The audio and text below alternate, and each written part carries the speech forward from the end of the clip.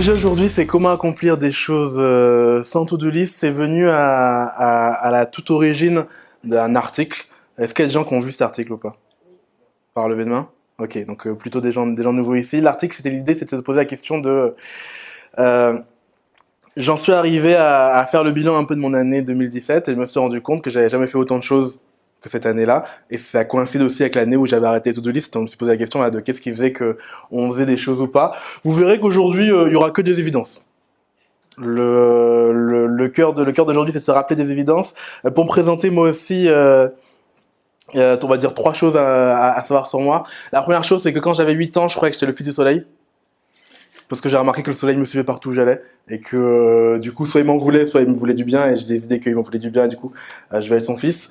La deuxième chose, c'est que quand j'étais au collège, je me disais que jamais aucune fille s'intéressera à moi. Parce que j'étais un peu le souffre-douleur de l'école.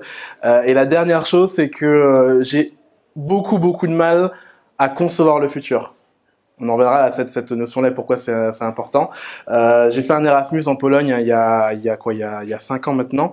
J'ai pris les billets, alors je savais que je devais aller en Pologne 6 mois à l'avance. J'ai pris les billets 3 jours avant. Et du coup, j'ai dû déménager en 48 heures en catastrophe. Parce que j'ai extrêmement de mal à concevoir le futur. C'est pour la même raison aussi que j'ai du mal à déclarer mes impôts à l'heure, etc. Donc ça me pose pas mal de soucis dans la vie. Et dernière chose, on va beaucoup parler de mort aujourd'hui, de conscience de la mort et de pourquoi c'est important de se rappeler que le temps est limité. Et plutôt que de le faire avec une partie, j'ai fait plutôt un espèce de refrain. Donc on va avoir plusieurs moments comme ça, on va en parler. Et donc voici le premier moment sur la mort numéro 1. Est-ce que quelqu'un connaît cette expression latine? Memento mori? Memento mori, c'est quelque chose que ça veut dire souviens-toi que tu vas mourir, effectivement. Et en fait, on dit que c'est les empereurs romains après une victoire, et donc ils défilaient sur les champs, et ils avaient quelqu'un qui était à côté de leur oreille et qui leur répétait en permanence Memento mori, memento mori, memento mori. Souviens-toi que t'es mortel, souviens-toi que t'es mortel. Pour se rappeler en permanence et pas être trop arrogant. Quelqu'un connaît les Darwin Awards, pardon. Donc on va parler du Darwin Award du 25 août 2010.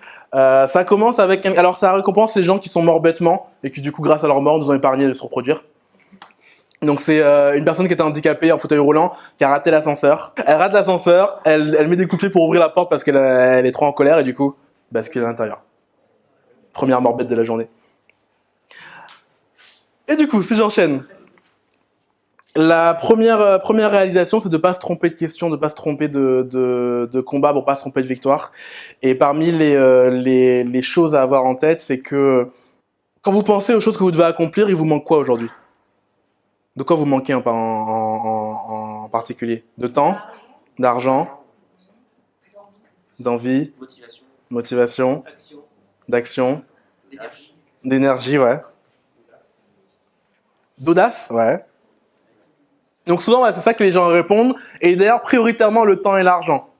C'est très intéressant, les gens répondent très souvent le temps et l'argent. Et la première chose que je veux vous dire, c'est voilà, ne soyez pas hypnotisés par l'argent. D'accord? Et quand on regarde bien d'ailleurs, c'est une conclusion de ce qu'on aura reçu aujourd'hui, la plupart du temps, quand on dit qu'on manque de ressources, c'est l'inverse. On manque comme quelqu'un l'a dit, d'audace, de volonté, etc. L'argent, le grand danger de l'argent, c'est aussi son avantage, c'est que c'est une monnaie universelle d'échange. Donc je peux tout avoir quasiment avec l'argent. Alors pas exactement tout, pas tout acheter, on peut beaucoup acheter, du coup on évite de se poser la question de pourquoi on veut de l'argent. Je donne souvent des cours en école et je suis sidéré par à quel point les gens n'ont pas de réponse à la question qu'est-ce que vous feriez avec 10 millions d'euros? Beaucoup de gens, alors soit ils n'ont pas de réponse, soit ils disent un truc qui est j'afferai le tour du monde et je profiterai de la vie, qui veut absolument rien dire en général. Deuxième réalisation, c'est que on peut pas manquer de temps. Le temps, c'est une ressource qui est disponible pour tout le monde de manière égale. Et souvent, quand on dit qu'on manque de temps, c'est qu'on manque soit de priorité, soit d'énergie, soit de concentration. D'ailleurs, si là, vous aviez un de vos proches qui était piégé dans un incendie, vous ne direz pas « j'ai pas le temps, je suis à la claque ». Vous diriez direct. Donc on manque jamais vraiment de temps, toujours c'est une question de priorité, d'énergie, de concentration. Et l'autre danger sur lequel je voulais vous mettre en garde, d'où le sans to-do list, c'est le danger de la productivité. La productivité, c'est un des meilleurs moyens, si vous ne savez pas pourquoi vous êtes productif, d'être un hamster dans une roue. C'est-à-dire qu'on fait les trucs de plus en plus vite sans savoir où on veut aller. Et j'ai plein de gens autour de moi qui font les trucs très vite, mais sans savoir où on va. Et bon, ça, je devais le dire beaucoup aujourd'hui. Dernière réalisation, vous allez mourir, et du coup, qu'est-ce qu'on fait entre les deux? L'avantage de la mort, c'est que comme c'est certain, ça nous permet aussi de nous diriger et de savoir ce qu'on va faire entre les deux et de ne pas oublier les choses importantes. Alors, pause instant mort numéro 2. Quelqu'un a déjà vu cette conférence? Steve Jobs à Stanford. C'est une conférence que j'étais... la première fois qu'on me l'a montrée, j'étais beaucoup trop jeune pour la comprendre. J'avais quoi? J'avais 22 ans, peut-être là d'ailleurs. J'avais 22-23 ans. Et j'ai beaucoup de mal à comprendre ce qu'il disait. Et il a un propos très fort qui disait se rappeler que vous allez mourir est le meilleur moyen que je connaisse pour éviter le piège de penser que vous avez quelque chose à perdre. Et qu'en fait, on sait déjà qu'on est tout nu et on a qu'à suivre notre cœur et qu'on ne devrait rien faire d'autre que suivre notre volonté. Darwin Howard, numéro 2, on a quelqu'un qui fait la course avec un train pour passer avant lui au passage à niveau. Mais en fait, il y a un autre automobiliste qui allait à midi et ils sont percutés en contresens. Deuxième Darwin Howard.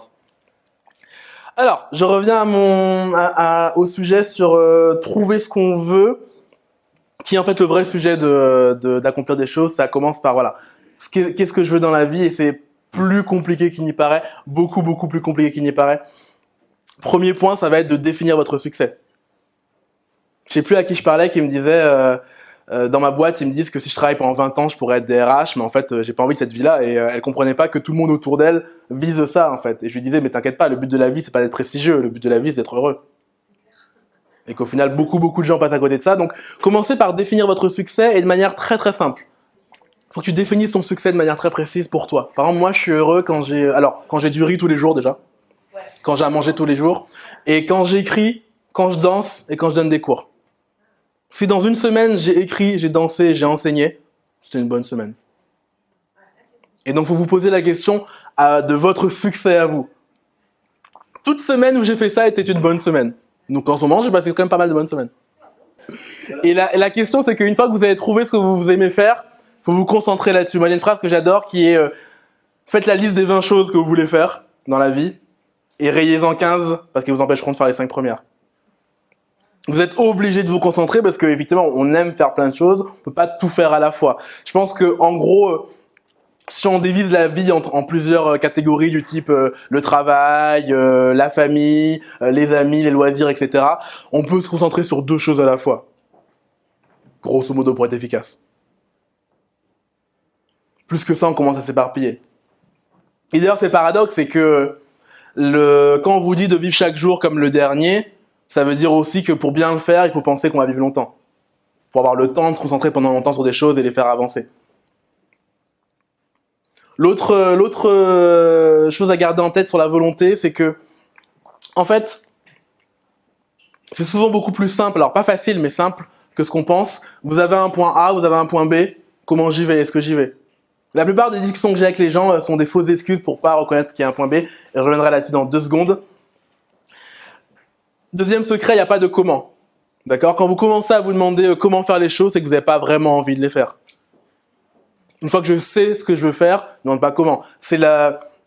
D'ailleurs, ça me fait rigoler, souvent dans le recrutement, on me demande comment recruter avec des outils. Souvent, les gens viennent nous voir, parce que je travaille dans la même boîte que Mohamed, donc Linkmans, où on parle de recrutement. Le recruteur me demande avec quel outil on peut mieux recruter. Je leur dis, mais non, mais c'est l'inverse. D'abord, vous pensez à ce que vous voulez faire, et ensuite, on parlerait d'outils. D'ailleurs, quand on va en vacances, on se dit jamais comment on y va. D'abord, on se dit, je vais aller à Berlin, et ensuite, effectivement, on prend l'avion ou le train. On se dit pas, je veux un avion, et ensuite, on choisit la destination. Et d'ailleurs, j'ai découvert le secret de l'écriture il y a environ 2 mois. Quelqu'un m'a donné le secret de l'écriture, et depuis, j'écris. Et le secret de l'écriture, il est simple, c'est juste écrivez. C'est pas plus compliqué que ça, c'est mets-toi devant une chaise et écris. Et le jour où on m'a dit ça, je me suis dit, ah oui, c'est vrai. Et là, ça fait du coup 15 jours que j'écris vraiment, alors ça fait des années que je disais qu'un jour j'écrirais, et un jour je me suis réveillé et je me dit, en fait non, le secret de l'écriture, c'est d'écrire un peu tous les jours. Encore une fois, une évidence. L'autre obstacle qu'on rencontre, c'est qu'on manque de radicalité dans les choix. D'accord? C'est qu'on essaye d'avoir tout à la fois. J'ai souvent cette discussion, et je l'ai eu encore aujourd'hui. Des gens vous disent, imaginons, je veux un bon métier et un bon salaire. D'accord? Situation A. C'est préférable à un mauvais métier et un mauvais salaire. Situation D, c'est évident. La vraie question de volonté, c'est est-ce que je préfère un bon métier ou un bon salaire? Elle est là, la volonté. Quand vous posez la question aux gens, beaucoup de gens vous disent « Ah non, mais je veux les deux à la fois ». Ou alors « Non, ta question est mal posée ». Enfin, essaye de fuir. La question, c'est qu'est-ce que vous êtes prêt à sacrifier entre les deux. Ça veut pas dire que vous pouvez pas avoir les deux. Hein. D'ailleurs, demandez aux gens qui... Il y a plein de gens qui à la fois sont en couple et couchent à droite et à gauche. Bon, ils obtiennent deux choses à la fois. Le problème, c'est que le jour où vous êtes confronté et qu'on découvre votre adultère, faut faire un choix. Et si vous le faites pas avant, bah déjà, vous savez pas où vous allez. Et en plus, le jour où ça arrive, vous devez faire le choix, vous paniquez parce que vous n'avez pas réfléchi avant. Donc, posez-vous la question dans ce que vous voulez. Qu'est-ce que vous voulez vraiment? Est-ce que c'est l'amour, la gloire, la performance, la créativité, l'argent, le pouvoir? Il y a plein de jeux dans la vie, mais choisissez votre jeu. Choisissez votre jeu. Et souvent, les gens qui répondent l'argent, ils répondent l'argent parce qu'ils savent pas qu'ils jouent au jeu de l'argent. Enfin, ils savent pas à quel jeu ils jouent. Donc ils disent l'argent parce que ça leur a l'air général. Je suis sidéré, des fois je vais en école de RH et ils me disent moi ce que je veux dans la vie c'est de l'argent. Pourquoi t'es en RH? Fais de la finance. Enfin, je vois pas ce que tu fous là. Donc posez-vous vraiment la question de ce que vous voulez dans votre vie.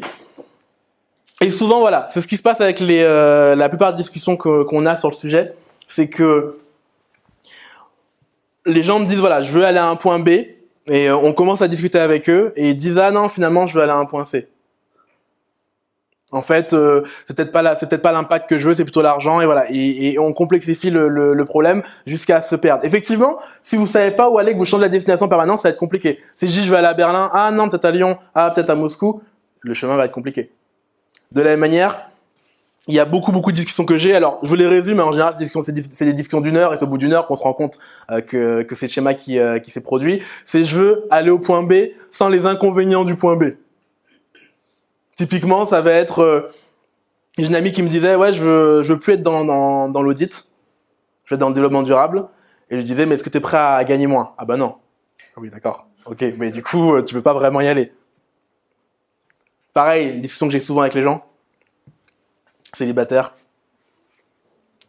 Tous ces gens qui vous disent voilà j'ai envie de rencontrer quelqu'un mais non j'ai pas envie d'aller en boîte, non j'ai pas envie d'installer Tinder parce que c'est contre ma morale, non j'ai pas envie et finalement en fait ils ont pas envie des inconvénients. Troisième obstacle c'est le fameux oui mais. Vous dites à quelqu'un vous dit je veux aller au point B, vous lui dites ok faut faire comme ça, il dit oui mais. Je vais aller à Berlin, oui alors en avion, oui mais j'aime pas l'avion. Ok en voiture, ouais mais ça coûte un peu cher. Ok en train, ouais mais et on vous dit oui mais jusqu'à ce que ça devienne impossible. D'ailleurs, petite astuce, chaque fois que vous entendez le mot oui mais, on arrête de vous donner une fausse excuse.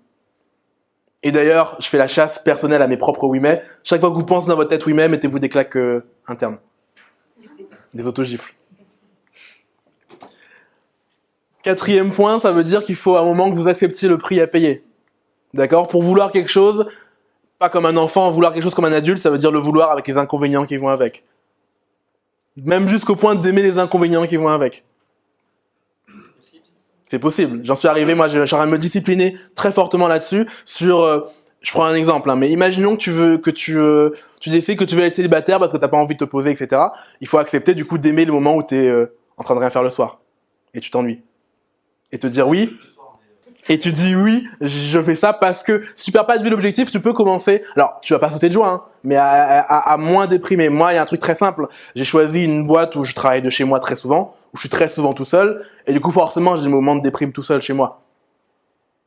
Et des fois, je me dis oui, mais en fait, c'est la vie que t'as choisi. T'aurais pas aimé te lever tous les jours, mettre un costard et aller à la défense. Et le fait de se le rappeler, ça te permet de te réconforter et de pas perdre de vue l'objectif. Encore une fois, hein, c'est pas une formule magique. Tu vas pas commencer à sauter de joie parce que t'es tout seul. Mais déjà, tu te rappelles de pourquoi tu fais ça et tu commences à au moins être prêt à payer le prix. Et du coup, pas abandonner. Cinquième astuce sur ce qu'on veut, essayez de vous demander, alors c'est un conseil qui est hyper répandu maintenant, posez la question de qu'est-ce que vous feriez si vous n'avez pas peur. La peur, c'est souvent un bon indicateur de là où il faut aller en fait. Peur, c'est qu'il y a un enjeu. Déjà, peur, c'est qu'il y a un enjeu et souvent, les choses les plus intéressantes, tu les obtiens en faisant des choses nouvelles. Et malheureusement, les choses nouvelles font peur. T'as toujours peur la première fois que tu fais un truc. Et tu remarqueras d'ailleurs que nos peurs sont pas calibrées de manière rationnelle. Elles sont pas ajustées à la hauteur du danger. C'est pas parce que t'as peur qu'il y a un danger. Typiquement, souvent, quand t'as l'habitude de faire un truc, tu as plus peur. Regarde tous ces gens qui fument. C'est un truc hyper dangereux. Quand tu fumes, t'as une chance de mourir à la fin. D'accord? C'est un gros taux, une chance sur deux de mourir de la cigarette. Et qui pourtant vont avoir peur de sortir le soir. Dans la rue. Alors que la probabilité de mourir en fumant est beaucoup plus élevée que de mourir en sortant le soir.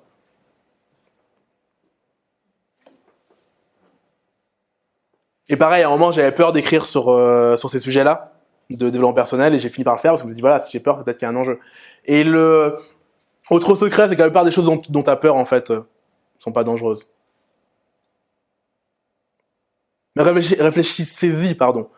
Pensez aux choses qui vous font peur et que vous feriez, vous n'avez pas peur. Alors, petit astérisque, pensez à ce que vous feriez si vous n'avez pas peur, sauf de la mort.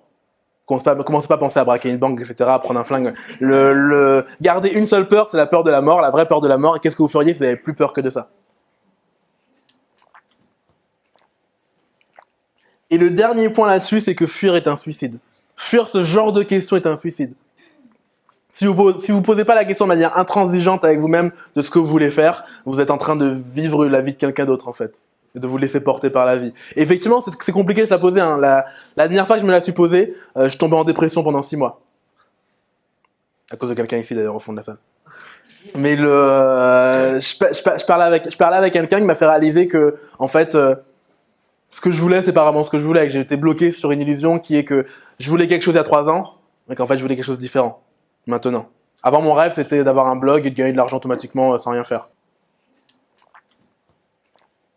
Et ouais, si vous posez pas la question, vous allez forcément galérer, en fait. Vous allez forcément trouver des obstacles. Une fois que vous savez de manière claire et limpide ce que vous voulez, le reste devient simple. C'est pas facile, mais c'est simple. Si vous décidez que vous voulez devenir président de la République, c'est hyper simple. Vous savez ce qu'il vous reste à faire. Le chemin, il est tout droit. Il est dur, mais il est tout droit. Si je sais que je veux devenir recruteur, hop, le chemin, il est simple. Encore faut-il le vouloir vraiment. Ça va tout le monde? Pause mort numéro 3. Oui, c'est le drapeau des pirates, qui est un nom que j'ai oublié, Joli Roger, je crois.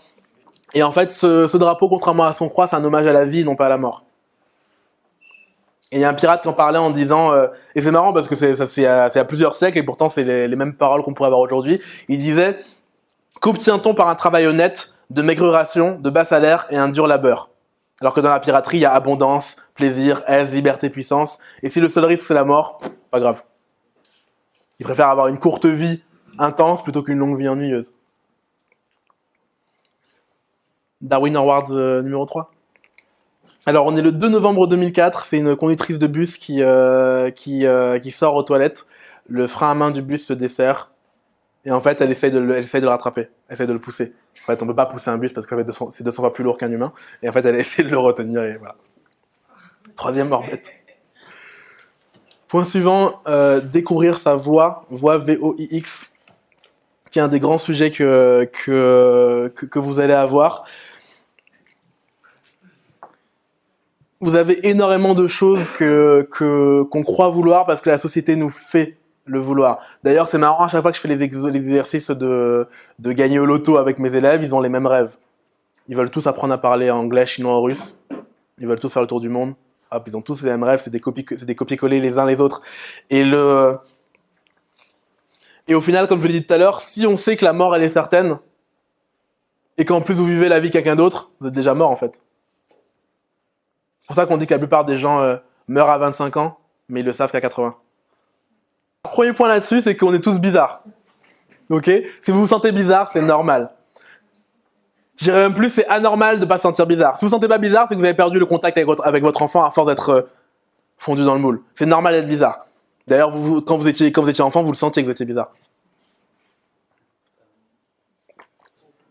Alors, c'est écrit, il n'y a pas de normes, tous les humains sont des exceptions à une règle qui n'existe pas. Ça nous amène à un deuxième point qui est se protéger de la voix des autres, qui est hyper important, c'est de réussir à vous connecter avec votre propre voix authentique. Hyper compliqué dans le brouhaha des autres voix, essayer de faire la différence entre voilà ce dont vous avez envie et ce qui vous a été insufflé par les autres. Quelqu'un fait de la méditation un peu ici? Quelqu'un médite? Je vous invite à essayer. Moi, j'étais hyper sceptique, ça m'avait l'air ésotérique et très bouddhiste, mais en fait, c'est hyper simple la méditation. C'est juste être présent dans le moment et se concentrer sur ses pensées. La plupart des conseils d'adultes sont des clichés de merde, car ils n'ont pas compris le jeu, mais qui suivent les règles. Je connais plein de gens qui ont plein de règles de je ne sais où et qui n'arrivent pas à vivre une vie normale. La question, c'est pourquoi on a aussi peur du regard des autres. Alors, il y a plein de raisons, dont des raisons génétiques et historiques, qui fait que à une époque, quand on vivait dans une tribu de 150 personnes, se ridiculiser auprès d'une fille, ça pouvait vous griller pour toutes les filles toute votre vie que vous allez rencontrer. Effectivement. Et pareil, on peut vous bannir de la tribu, ça a été vraiment un sujet de vie ou de mort. En 2018, il n'y a plus de sujet de vie ou de mort à être ridicule. J'ai écouté dans un podcast qui s'appelle Nouvelle École et que je vous invite à aller écouter parce que c'est génial. Il y a Marion Séclin qui disait, alors c'est quelqu'un qui a été cyberharcelé, et elle disait qu'après ça, elle s'était rendu compte que, en fait, elle a plus rien à perdre, l'humiliation ça tue pas, la seule chose qui tue c'est la mort. Point super important là-dessus, c'est d'identifier si vous avez un marionnettiste ou pas dans votre vie. Alors, qu'est-ce qu'on appelle le marionnettiste ? Le marionnettiste, c'est une personne à qui vous cherchez à plaire de manière démesurée, quitte à sacrifier votre propre bonheur. C'est souvent un parent ou un partenaire. Pour des raisons évidentes. Le nombre de gens que je connais qui ont fait des études pour leurs parents, en fait, ils sont malheureux. Et pourquoi tu fais ça ? Parce que c'est pour rendre mes parents heureux. C'est dramatique. Bon, gardez en tête que souvent le marionnettiste, déjà, vous a pas forcément demandé de faire ça. Et qu'en plus, si c'est quelqu'un qui vous aime vraiment, il sera heureux que vous soyez heureux. Et posez-vous la question, est-ce que là, dans votre vie, vous avez quelqu'un à qui vous essayez de satisfaire plus que vous-même ? Et posez-vous la question de pourquoi. C'est développé dans un article qui s'appelle Taming Mammoth, désolé pour l'accent, sur un blog génial qui s'appelle Wet But Why, qui est le meilleur blog du monde. Je vous invite à aller sur wetbutwhy.com si vous n'êtes jamais allé. Et il expliquait justement ce concept de marionnettiste. Et il a pris la métaphore du mammouth. Le mammouth, c'est votre peur des autres, d'accord ? Plus vous avez un mammouth élevé, et plus j'ai une peur du regard des autres. Et il donne 3 étapes pour l'identifier. La première, c'est vous posez la question des moments où vous avez le plus honte. D'accord ? Posez-vous la question de qu'est-ce qui vous fait honte ? De quoi vous avez peur ? De quoi vous sentez que vous auriez honte en le faisant ? Deuxième question, c'est le marionnettiste. Est-ce que vous cherchez à satisfaire une personne particulière dans votre vie ? Et la troisième étape, c'est est-ce que vous avez besoin d'une permission pour faire les choses ? Est-ce que des fois, vous avez besoin qu'on vous dise qu'on pense pareil que vous pour dire que vous pensez une chose ? C'est le cas, c'est probablement que vous êtes sous l'influence des autres. Et c'est hyper important d'identifier un marionnettiste si vous avez un marionnettiste. Souvent, d'ailleurs, c'est pas sa faute. Des fois un peu, parce que c'est des parents qui projettent leur volonté sur vous, mais souvent, c'est pas sa faute. Réalisation là-dessus, c'est que les autres se trompent autant que vous. Si vous voulez vous en persuader, allez à Clichy-le-Valois sur le Transilien, regardez les gens courir alors qu'il n'y a pas de Transilien. Ils courent tous parce que les gens courent et en fait tu cours aussi, et en fait tout le monde court pour rien. J'ai eu la chance d'avoir cette réalisation quand j'étais hyper jeune, c'est quand j'étais au CP, j'ai eu la chance d'être premier de la classe à un moment. Et à l'école, vous avez encore la maîtresse ou le maître qui a la vérité. Donc il pose une question, tout le monde se trompe, sauf vous. Vous dites un truc, et à la fin, les 30 personnes vous harcèlent, vous dites vous avez tort, à la fin on vous donne raison. Vous vous rendez compte qu'en fait, pas parce qu'ils sont beaucoup qu'ils ont raison. Deuxième chose que j'ai vécu qui m'a permis aussi de relativiser, comme je vous l'ai dit au collège, j'étais le souffre-douleur. Et donc j'avais 2 choix. Soit je me disais que je le méritais, soit je me disais qu'en fait les fous n'ont pas forcément raison. Et donc les autres se trompent, mais vous aussi, on se trompe tous sur plein de choses. Mais c'est pas parce qu'ils sont beaucoup qu'ils ont raison. Je dirais même plus souvent quand ils sont beaucoup et qui suivent sans réfléchir, c'est qu'ils ont tort. 7e point, c'est qu'il ne faut pas comparer votre extérieur avec l'intérieur. Pardon. Il ne faut pas comparer votre intérieur avec l'extérieur des gens. Souvent, on regarde les gens de l'extérieur et on se dit « Ah, ils ont l'air confiants, ah, ils ont l'air à l'aise, etc. » Et moi, je suis en doute. En fait, vous n'en savez rien parce que l'intérieur des gens, vous n'avez pas accès. Donc, vous avez 2 choix. Soit vous comparez votre extérieur avec leur extérieur. Par exemple, il y a beaucoup de gens qui sont étonnés quand je leur dis que je tresse à chaque fois que je parle en public pour plein de raisons, parce que j'articule pas bien depuis que je suis petit, parce que je zozote depuis que je suis petit. Il y a plein de raisons qui font que je suis vulnérable quand je parle devant une scène. Mais à l'extérieur, ça se voit pas forcément. Il y a 6 mois, je fais une conférence après une rupture amoureuse, j'étais en pleurs à l'intérieur, mais ça se voyait pas forcément. Donc vous voyez, vous ne devez pas comparer un extérieur avec votre intérieur. Soit vous comparez l'extérieur avec l'extérieur, soit vous faites l'inverse. Soit vous avez des amis assez proches, vous pouvez discuter vraiment, sincèrement, partager un intérieur. Surtout qu'en plus, à l'extérieur, les gens partagent que leur réussite. Les couples ont tous l'air heureux à l'extérieur. Quand ils ont l'air malheureux, c'est vraiment la fin. Et je suis étonné par le nombre de gens qui, à chaque fois que je leur partage mes doutes, etc., me disent « Ah, mais toi aussi tu doutes ?» Bah oui, en fait, comme toi. Partez du principe qu'en général, les mêmes doutes que vous avez, tout le monde les a en fait. Et donc il y a 2 choix. Soit vous savez pas le faire, parce que j'ai eu cette discussion plusieurs fois avec des gens qui m'ont dit « Mais je sais pas le faire ». Quand je compare forcément à l'extérieur des gens, donc je vais arrêter de comparer. Ça peut être une solution, vous arrêtez de comparer aux autres et vous comparez uniquement à vous-même en vous disant « je vais essayer d'être meilleur que la semaine dernière ». Tous les jours, meilleur que la semaine dernière, pardon. Ou soit vous apprenez à comparer les bonnes choses. Dernier point, c'est... pareil, ça a l'air évident, mais j'ai mis 27 ans, moi, à comprendre ça. C'est qu'on peut pas plaire à tout le monde.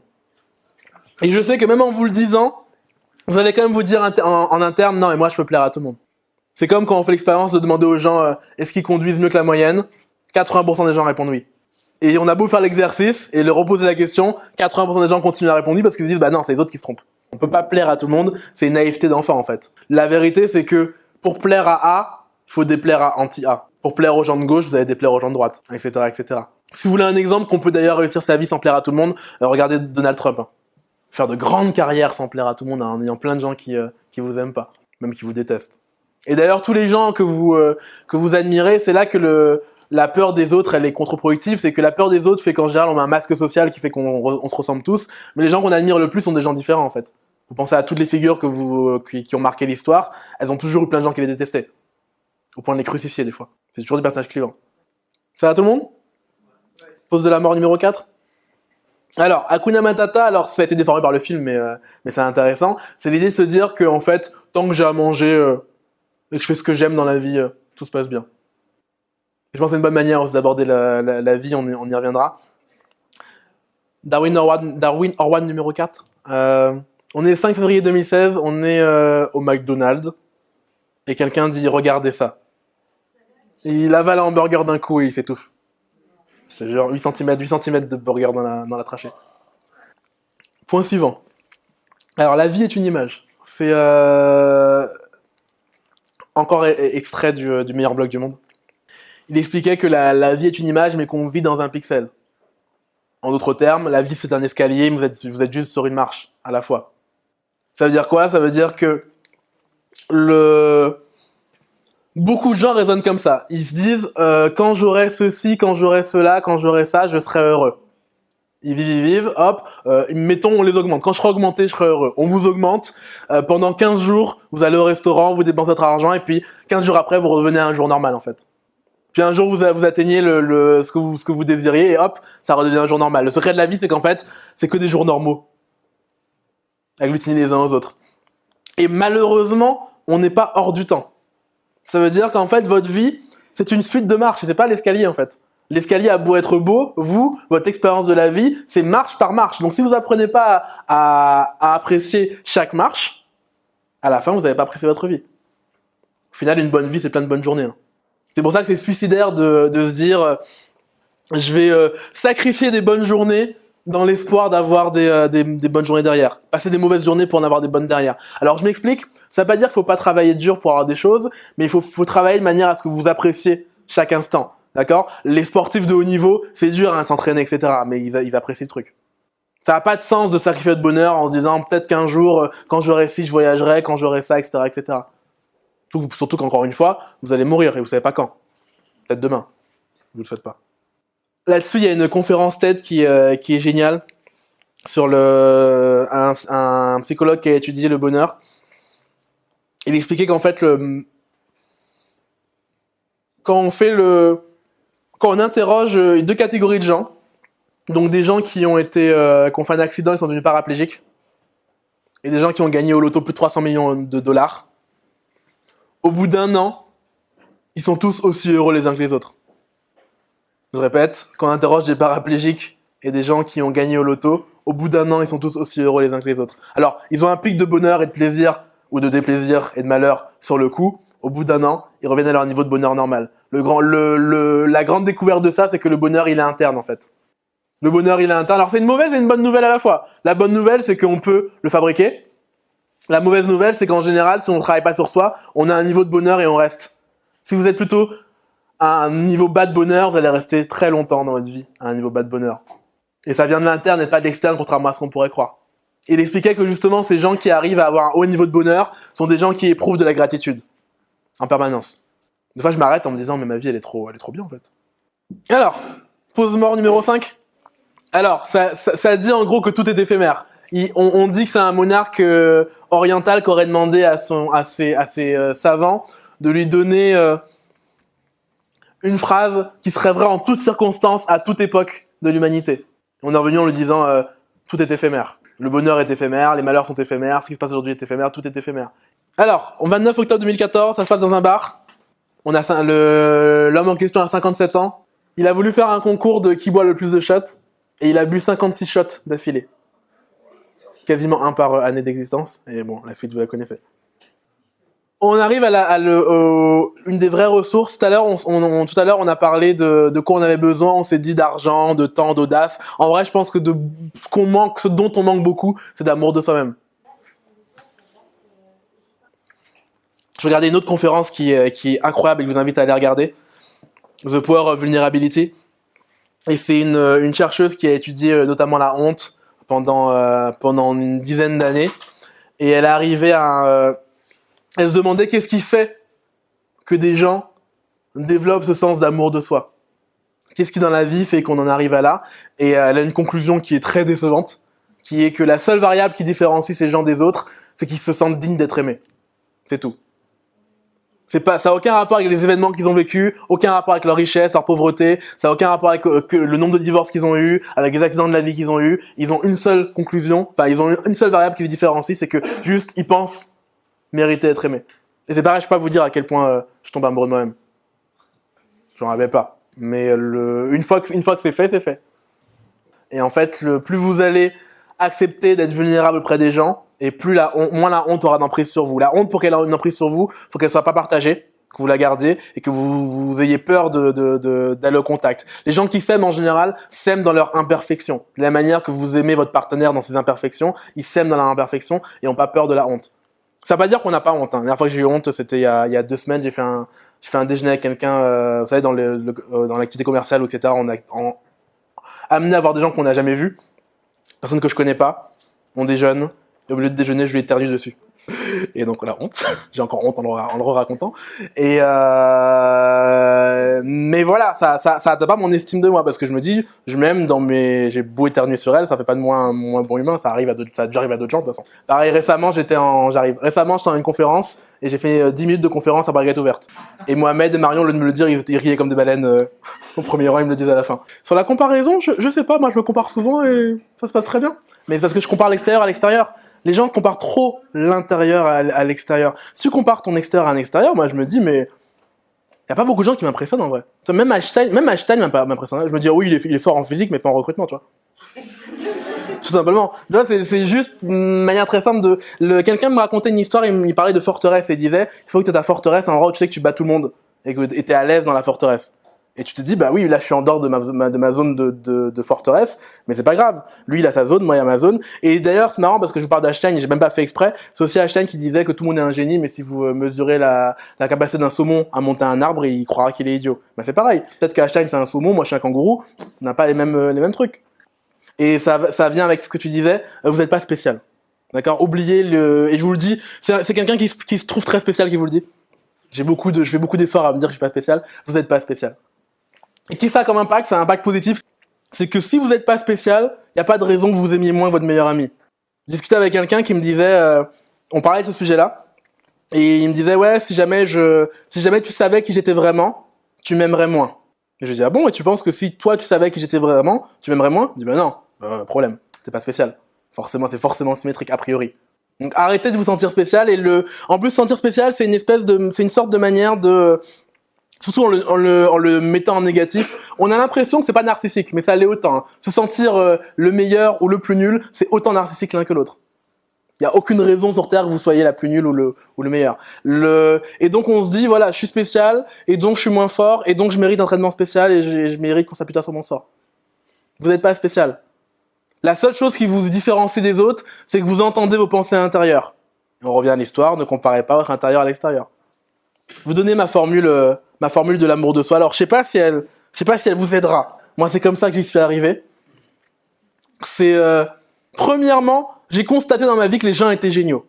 D'accord? Quand je passe suffisamment de temps avec quelqu'un, ça peut être le pire enfoiré du monde. Je suis sûr que je pourrais m'entendre avec Donald Trump. Il faudrait peut-être 10 ans, 15 ans, 20 ans de discussion avec lui, de voir d'où il vient, comment il en est arrivé là, pourquoi il a des cheveux orange, enfin, voilà. Qu'est-ce qui dans la vie l'a amené à là, et on aurait quand même une discussion intéressante. Je crois profondément que tout le monde fait du meilleur avec les cartes qu'il a. Donc première croyance, c'est, je me suis rendu compte qu'à chaque fois que je découvrais, et en plus j'ai eu beaucoup moi d'appétence vers les souffres-douleurs, les autres souffres-douleurs, parce que j'ai eu, je me disais bah tiens ils sont comme moi, et je vais aller voir ce qu'il en est. À chaque fois c'est des personnes extraordinaires. Donc première constatation, à chaque fois que j'ai exploré quelqu'un, il était extraordinaire. Deuxième constat, je ne suis pas spécial, donc je suis extraordinaire aussi, forcément. Alors je vous ai menti, j'ai fait dans l'autre sens moi. Je me suis dit je suis extraordinaire. Et après, je me suis rendu compte que forcément, du coup, les autres l'étaient aussi. Mais peu importe le sens dans lequel vous le faites, dites-le vous. Les gens sont tous beaux, en fait. Ils sont tous intéressants. Ils sont tous incroyables, en fait. Ils ont beau être dans leur banalité, leur ordinaire, mais ils ont tous leur. Tu vois, un diamant, tous les diamants il y a aucun diamant qui est spécial, vraiment. C'est tous les mêmes. Pourtant, ils sont tous uniques. Vous n'êtes pas spécial, c'est d'ailleurs une bonne question. Vous n'êtes pas spécial, par contre, vous êtes unique. Et c'est ce côté unique qui fait que c'est beau. Et même juste être vivant, c'est beau. Dites-vous que on est sur un caillou qui flotte dans une grande immensité. On est peut-être tout seul, alors peut-être pas, mais pour l'instant, on est tout seul au moins à quelques années-lumière à la ronde. C'est déjà extraordinaire de se lever tous les matins et d'être vivant en fait. Juste ça, juste se dire, je suis un être humain vivant et j'aurais pu être un caillou. Mais voilà, je me rends compte que et si vous croyez pas, parce qu'il y a des gens qui croient pas, qui sont pas assez optimistes pour croire que les gens sont géniaux et sont bons de manière spontanée, au moins dites-vous que vous n'avez pas de raison d'être pire que les autres. Dernier conseil, ne soyez pas célibataire. J'ai jamais été célibataire dans ma vie. Je m'explique, j'ai toujours été soit en couple, soit en ménage à trois. J'ai toujours été en couple avec moi-même en fait. D'accord ? Avant toute chose, mon premier couple il est avec moi-même. Donc votre premier travail que vous devriez faire, c'est ce que je vous disais tout à l'heure, c'est tomber amoureux de vous-même en fait. Le premier travail que vous devrez faire, c'est tomber amoureux de vous-même.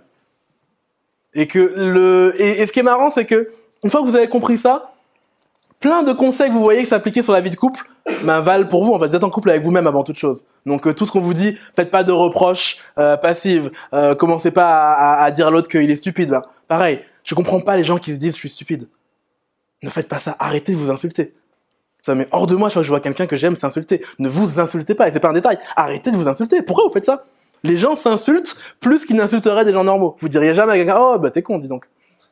Pas aussi souvent que vous le dites à vous-même. Donc traitez-vous aussi bien qu'un partenaire en fait.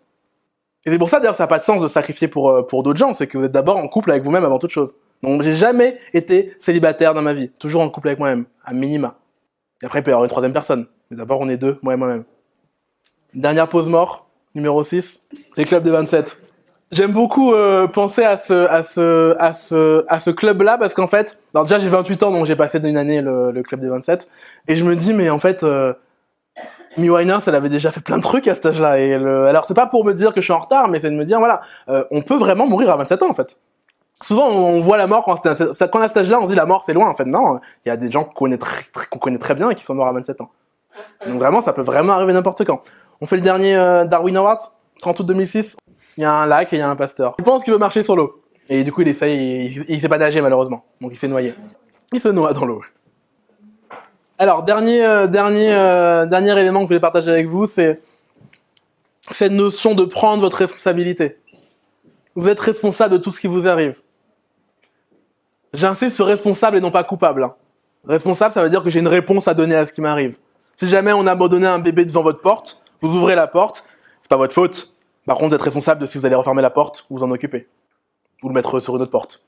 Ce que je ferais, moi, je pense. Et c'est un élément qui est hyper libérateur, c'est sortir de la mentalité de victime, c'est-à-dire que vous allez arrêter de vous dire c'est la faute de ci ou ça, la liberté elle est en vous, elle est pas à l'extérieur. Si vous mettez votre liberté dans les mains de quelqu'un d'autre ou d'autre chose, vous êtes un esclave en fait. La définition de l'esclavage c'est ça. La liberté c'est de pouvoir obéir aux lois qu'on s'est données à soi-même. Je vois que vous dites non mais c'est la faute de mon boss, c'est la faute de mon partenaire, c'est la faute de je sais pas quoi, vous êtes en train de vous rendre esclave en fait. Le but de la vie c'est de jouer avec les cartes que vous avez et pas de fantasmer sur les cartes que vous auriez pu avoir. Vous êtes forcément responsable de ce que vous allez faire. Pas coupable, hein, j'insiste. Hein. Si vous arrivez à malheur, vous n'êtes pas coupable. Mais c'est à vous de réagir derrière. Et vous n'êtes pas une victime. Et d'ailleurs, pourquoi les gens font ça ? Parce que ça leur permet de garder leur amour propre, en fait. Je me dis, en fait, j'aurais voulu être un artiste. J'aurais voulu être peintre. Prenons peintre. Je voulais être peintre. Je le suis pas. Bah c'est à cause de la société, parce qu'il faut bien gagner de l'argent, parce que c'est à cause de mon partenaire qui veut pas me suivre, et au lieu d'accepter que non, c'est parce que j'ai abandonné, et d'avouer à soi-même qu'on a échoué soi-même, on préfère mettre la liberté dans les mains de quelqu'un d'autre. Ne mettez jamais la liberté dans les mains de quelqu'un d'autre. Au final, vous avez toujours le choix, et pareil, j'ai mis beaucoup de temps à comprendre ça. On vous apprend ça en philo avec Sartre, et ça m'avait l'air débile cette phrase de Sartre. En fait, on a toujours le choix. Pour une raison simple, c'est que même en dictature, vous avez le choix de vous rébeller ou d'accepter. Alors ça veut pas dire que tous les choix sont faciles, hein. Ça veut pas dire non plus que tous les choix sont possibles. Avoir le choix, ça dit pas qu'il y a tous les choix. Ça dit qu'il y a toujours au moins 2 choix. Je vais raconter une histoire qui m'a marqué sur le libre arbitre. Quelqu'un disait c'est quoi le libre arbitre, et le mec lui répond lève une jambe. Il lève une jambe, il lui dit lève une deuxième jambe. Ben non, je peux pas. Ben voilà. Il y a des trucs que tu peux pas faire tout simplement, mais il y a des choses qui sont en ton pouvoir. Vous avez toujours au moins le choix de lever une jambe. Autre révélation, ne faites jamais rien pour autrui. J'insiste, ne faites jamais rien pour autrui. J'ai précisé pour pas que j'ai l'air d'un connard arrogant et égoïste. Quand je dis ne faites rien pour autrui, ça veut dire que chaque fois que vous allez aider quelqu'un, et au contraire, hein, une des meilleures manières d'être heureux, c'est de rendre des services à des gens, mais il faut le faire pour vous, avant tout. Pas en vous disant je le fais parce que c'est mon devoir et je me sacrifie pour la personne. Il y a rien de pire que de sacrifier son bonheur pour quelqu'un, surtout si vous lui demandez pas. Parmi les pires choses que j'ai eues dans ma vie, c'est des gens qui me disent voilà, j'ai déménagé à Paris pour toi. Ah oui, mais j'étais pas au courant, fallait me le dire avant 3 ans avant la rupture, enfin, c'est maintenant que tu me l'as dit. Et ne donnez pas des dettes à autrui comme ça. Si vous faites un service, faut le rendre gratuitement. Si vous attendez d'un service qu'on vous rende quelque chose, ne le rendez pas. Pareil, tous les gens qui pensent qu'ils font ça pour leur enfant, etc. En fait, un enfant, être pauvre, il s'en fout, hein, tant qu'il a à manger. Et le nombre de gens qui m'ont dit j'ai fait ça pour toi, je leur ai dit mais en fait moi j'aurais bien aimé que tu fasses ton rêve, au contraire. J'aurais aimé que tu sois heureux, que tu sois heureuse. Ne faites jamais rien pour quelqu'un.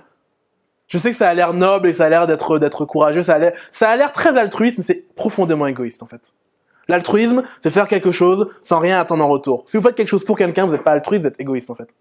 Donc sacrifiez jamais votre bonheur pour le bonheur de quelqu'un d'autre. Si vous le faites, c'est que vous aimez cette personne et que c'est un service que vous rendez pas à crédit justement. Et je vous rassure, hein, je fais plein de choses pour plein de gens, mais pas à crédit. Je fais de bon cœur. La meilleure moyen d'être malheureux, c'est de faire quelque chose pour quelqu'un d'autre. Et on en revient au concept du marionnettiste. Le marionnettiste, c'est exactement ça. Je fais des choses parce que je me sens obligé, au lieu de les faire parce que ça me fait plaisir. Surtout qu'en plus, la personne, souvent, elle le ressent. Parce qu'il y a un truc qui va pas, et au bout d'un moment, vous avez la discussion et vous l'avez trop tard, et c'est souvent très violent comme discussion en général. Ça se passe jamais bien, les discussions où j'ai fait ça pour toi. La personne dit jamais ah merci, super. Ça se passe toujours en très grosse dispute. Autre révélation sur la responsabilité, la complexité est une stratégie de fuite. Je crois que vous dites ah mais c'est trop compliqué, etc. C'est une stratégie de fuite. J'ai beaucoup de gens qui me disent ah oui mais je suis pas merci parce que ça, je voudrais être dans le développement durable. Bah vas-y quitte ton job. Ah mais non tu comprends j'ai un loyer. Oui, bah va chez tes parents. Ah oui mais non. Et en fait les gens mettent des couches de complexité pour se réconforter et se dire puisque la décision est compliquée, c'est normal que je la prenne pas. En fait, à moins que vous opériez à moins que vous opériez à cœur ouvert, il y a peu de choses compliquées dans la vie, hein. Vraiment, enfin complexes, pas compliquées, complexes. Il y a peu de décisions vraiment complexes dans la vie. Votre but, ça devrait être de, à chaque fois, simplifier, jusqu'à une seule variable. Et dernier point, c'est d'apprendre à vous connaître vous-même. C'est différent de s'aimer soi-même, c'est vraiment de se connaître soi-même. Au final, la route, elle peut changer. La destination, elle peut changer. Plein de choses peuvent changer. Par contre, votre corps, vous le gardez jusqu'à la fin. Et vous êtes en vous jusqu'à la fin, a priori. Et du coup, le but, c'est plutôt que d'apprendre à connaître les océans, d'apprendre plutôt à connaître sa barque. J'essaye, moi, tous les jours de bien connaître ma barque. Je connais mes bugs par cœur. Par exemple, comme bug, je suis incapable de compatir avec les malheurs des autres. Les petits malheurs. Vous savez, ma mère, en repartant, sa carte de bleu s'est fait avaler par le distributeur. Elle m'a appelé en panique. Je lui ai dit, mais c'est pas grave. Enfin, je te fais un virement et c'est fini. Et elle paniquait. Et donc, ça me rend incapable de consoler les gens. Je suis un très mauvais ami pour ça. M'appelez pas pour être consolé, je sais pas consoler les gens. Je vais toujours simplifier et vous dire, bah, t'as qu'à faire ça. Je vais pas arriver à rentrer en connexion émotionnelle. J'ai un autre bug, c'est que j'arrive pas à prévoir à l'avance, je vous l'ai dit. Donc du coup, quand on me demande de m'inscrire à des choses à l'avance ou de prévoir des vacances à l'avance, je vais fuir en fait. Jusqu'à même me mettre en colère pour fuir le truc. Donc j'ai plein de bugs que je pourrais vous décrire. Je supporte pas l'autorité. Autre bug que j'arrive pas à supporter l'autorité. Ça a créé des fois des trucs violents avec des gens qui sont censés être mes boss et que du coup, ils me disent un truc et je le prends mal. Il y a pas forcément de matière à prendre mal, mais juste, je suis allergique à l'autorité. Et ça demande voilà beaucoup de temps de réflexion sur vous-même, d'écouter votre propre voix, de vous comprendre. Et notamment un truc que j'ai découvert il n'y a pas si longtemps que ça, c'est les cycles physiques. On a beaucoup de cycles physiques. Typiquement, je me suis rendu compte le lundi, en fait, vers 18h, 19h, j'ai toujours un moment de moins d'énergie. En fin de la journée, des fois, je crois que je suis déprimé, mais en fait, je suis fatigué. Ça a l'air con, hein, mais souvent, on croit qu'on est déprimé, on est juste fatigué. On manque juste de sommeil. Et donc, prenez le temps de vous écouter, d'apprendre à vous connaître et de vous rendre compte qu'en fait, vous n'êtes pas déprimé. C'est les 3 soirs là où j'ai cru que j'étais déprimé, en fait, je me relève le matin, je suis à bloc. Mais juste, j'étais fatigué. Donc, si jamais je devais à votre place passer beaucoup de temps sur le fait de connaître votre bateau. À quoi il ressemble, est-ce qu'il a une déviation vers la droite, est-ce qu'il a une déviation vers la gauche, est-ce qu'il est... Voilà, vous connaître par cœur le bateau. La destination, on s'en fout derrière. Vous allez pouvoir savoir. Et en plus, une fois que vous savez ce qui vous êtes, c'est plus simple aussi de se destiner vers des choses. Je choisis que des métiers qui sont compatibles avec mes défauts. Comme je peux rien prévoir à l'avance, j'arrive pas à faire les choses à l'avance et donc je fais tout à la dernière minute. Mon grand slogan, c'est pourquoi remettre au lendemain ce que je peux remettre au surlendemain. Du coup, j'ai choisi un métier où je peux faire ça en fait. Donc ça veut dire qu'une fois que vous connaissez vos défauts, vous choisissez aussi vos chemins en fonction. Je serai jamais comptable, j'arriverai pas. J'aurais déjà pas déclaré mes propres impôts. Je pourrais pas. Dernier moment sur la mort. Si vous n'avez pas conscience en permanence que vous allez mourir, tout ce qui est superficiel a l'air important et ce qui est important devient superficiel. Le nombre de gens que je vois, alors j'aurais dû le mettre, j'avais une BD qui disait, ça montrait quelqu'un qui disait je veux pas être avocat, mais j'y passe tous mes week-ends et mes journées entières, et je veux être peintre, mais j'ai pas le temps d'y consacrer la moindre minute. Et effectivement, quand vous avez oublié qu'en fait à un moment ça va s'arrêter, on commence à faire un truc pas important. Et des trucs superficiels ont l'air importants. Et alors, si je vais finir sur un truc, c'est que vous avez besoin plus d'objectifs et de cap que de to-do list, en vrai. La vraie conclusion de toute mon année, c'est que tout s'éclaire une fois que j'ai un vrai objectif. Encore une fois, hein, si vous voulez être président de la République, ça devient facile. On m'a raconté une anecdote, alors je sais pas si elle est vraie, mais c'est El Kabbach qui demande à Mitterrand est-ce que c'est compliqué d'être président de la République?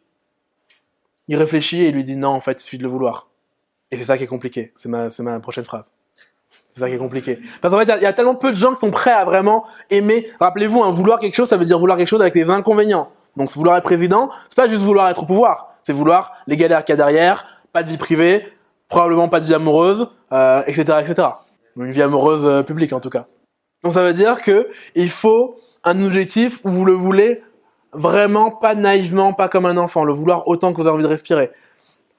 Et deuxième point, c'est quand on veut, on peut. J'ai mis 28 ans, j'ai compris ça en septembre. Ça me paraissait débile aussi comme proverbe, quand on veut, on peut. En fait, quand j'entendais quand on veut, on peut, je me disais, mais c'est con, des fois, juste on peut pas. Je me trompais de focalisation. En fait, l'important, c'est la volonté, pas la puissance, pas le fait de pouvoir. Et le plus dur, c'est pas de pouvoir, c'est de vouloir, en fait. Vouloir arrêter de fumer, c'est hyper compliqué. Pouvoir, c'est simple. Des fois, les gens me demandent comment je fais pour être végétarien et arrêter de manger de la viande. Je leur dis, étape 1, t'arrêtes de mettre de la viande dans ta bouche, étape 2, c'est tout. Juste ça, en fait. Et une fois que vous voulez vraiment, le pouvoir, il arrive derrière. Mais c'est un propos naïf que je suis en train de vous dire, hein. Vouloir, c'est compliqué. Vouloir, c'est extrêmement compliqué. Ça demande tout ce que je vous ai dit avant, de se connaître soi-même, etc. Et le dernier point, c'est que, c'est une conclusion vraiment de tout ça, c'est la meilleure manière de vivre sa vie. Hein. Je vous l'ai dit, hein, une bonne vie, c'est plein de bonnes journées. C'est de vous lever chaque jour. Et au lieu de faire une to-do list, maintenant, j'ai une liste des 3 trucs que je veux faire, que je veux réaliser dans l'année. Écrire un livre, voilà. Les 3 trucs vraiment importants de la vie, pas urgents, des trucs importants, des trucs qui ont un vrai sens dans ma vie et que sans ça je négligerais, je remettrais au lendemain parce que comme je procrastine beaucoup, j'ai tendance à les remettre. Donc dedans il y avait écrire un livre, dedans il y avait arrêter de me trouver moche. J'ai réussi en septembre. Grâce à des gens qui sont ici aussi d'ailleurs, que je remercie au passage publiquement. Mais j'avais 3 objectifs comme ça, je dirais pas le 3e, je le garde pour moi. Mais et du coup, chaque jour de ma vie, j'ai fait un peu de chaque en fait. Et vous pouvez pas vous tromper si chaque jour de votre vie, vous faites un peu ces 3 choses que vous avez décidé. Plutôt que de faire une grande to-do list, faites-vous ces 3 choses que vous avez envie d'accomplir dans votre vie, dans votre année, dans ce que vous voulez, mais une période de temps assez longue pour que ça ait un impact. Et tous les jours, faites un peu de ce que vous voulez faire. Merci d'avoir écouté.